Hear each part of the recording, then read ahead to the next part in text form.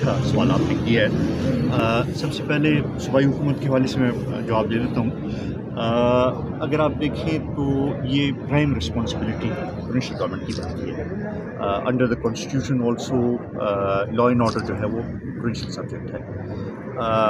ابھی تک انہوں نے نہ کوئی اجلاس کیا، نہ کوئی اس طریقے سے کوئی ہم نے دیکھا ہے کوئی اسٹیپس اٹھائیں کہ ہم دیکھیں کہ کوئی بہتری کی طرف چیزیں چل رہی ہیں. کرم کا واقعہ آپ دیکھ لیا کہ اتنے دن ہو گئے ہیں ادھر کسی قسم کا ایسی ایفرٹس ہمیں نظر نہیں آئی پروونشل گورنمنٹ کی طرف سے کہ ہم کہیں کہ وہ کوشش کر رہے ہیں کہ اس ایشو کو ریزالو کریں.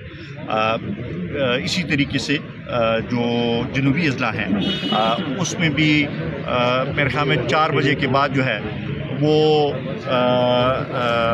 لوگوں کو دہشت گردوں کے رحم و کرم پر چھوڑ دیا جاتا ہے.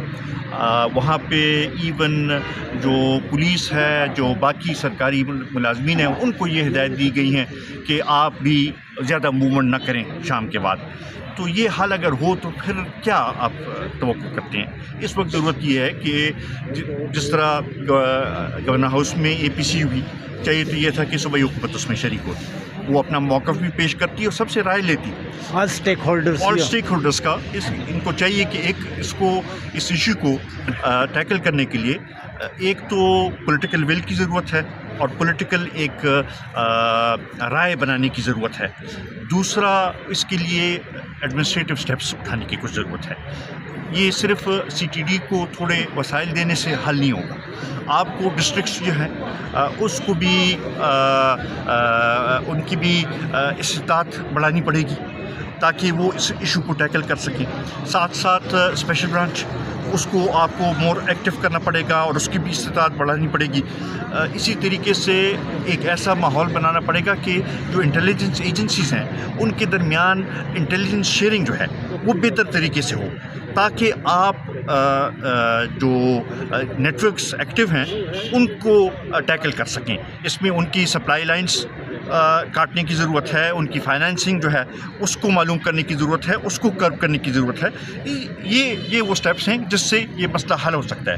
لیکن انفارچونیٹلی ہم وہ فوکس نہیں دیکھ رہے. جہاں تک آپ نے افغانستان کے حوالے سے بات کی، بالکل آپ نے صحیح پوائنٹ آؤٹ کیا.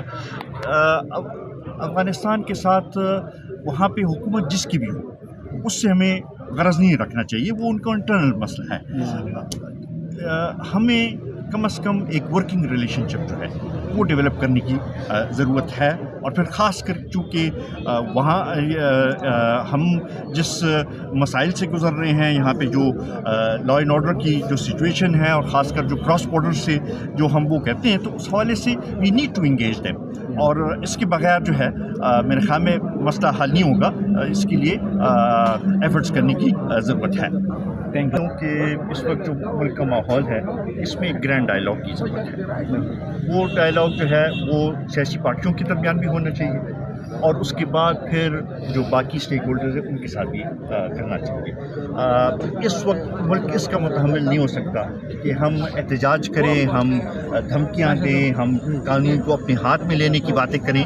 اس سے ملک کو فائدہ نہیں ہوگا، اس سے ملک کو نقصان ہوگا. ایک طرف ہم IMF سے ناک رگڑ کر بھیک مانگتے ہیں $1 بلین کے لیے، اور دوسری طرف ایک دن کے احتجاج سے 190 ارب روپے کا ملک کا نقصان ہوتا ہے. تو اگر 3 دن آپ وہ کر لیں تو وہ 1 ارب جو IMF سے آپ نے ناک رگڑ کے لیا ہے، ان کی سخت شرائط مان کر لیا ہے، عوام کے اوپر بوجھ ڈال کر لیا ہے، وہ 3 دن میں آپ اڑا دیتے ہیں. تو یہ میرے خیال میں اس طریقے سے حالات چلیں گے. کیا آپ سمجھتے سر لاسٹ کویسچن؟ یہ بہت افسوس کی بات ہے کہ روزانہ کی بنیاد پہ ہمارا برین ڈرین ہو رہا ہے. یہاں پہ لوگ تعلیم حاصل کرتے ہیں تو ہم یہ سمجھتے ہیں کہ یہ ملک کے لیے کارآمد شہری بنیں گے اور یہ ملک کی جو اکنامک گروتھ ہے اس میں اپنا ایک کردار ادا کریں گے. وہ یہاں سے جیسی تعلیم کمپلیٹ کرتے ہیں باہر ان کو جو جدھر بھی اپرچونٹی ملتی ہے وہ نکلنے کی سوچ رہی. یہ ایک مجبوری ہے، یہ المیہ ہے. اور اس کی طرف سیاسی قیادت کو توجہ دینے کی ضرورت ہے. We need to address this issue. ہم نے ایسا ماحول کریٹ کرنا ہے کہ ہماری یوتھ جو ہے وہ یہاں پہ سیٹسفائیڈ فیل کرے اور اپنا ایک پازیٹیو کردار جو ہے وہ اس ملک کے لیے ادا کرے. Thank you.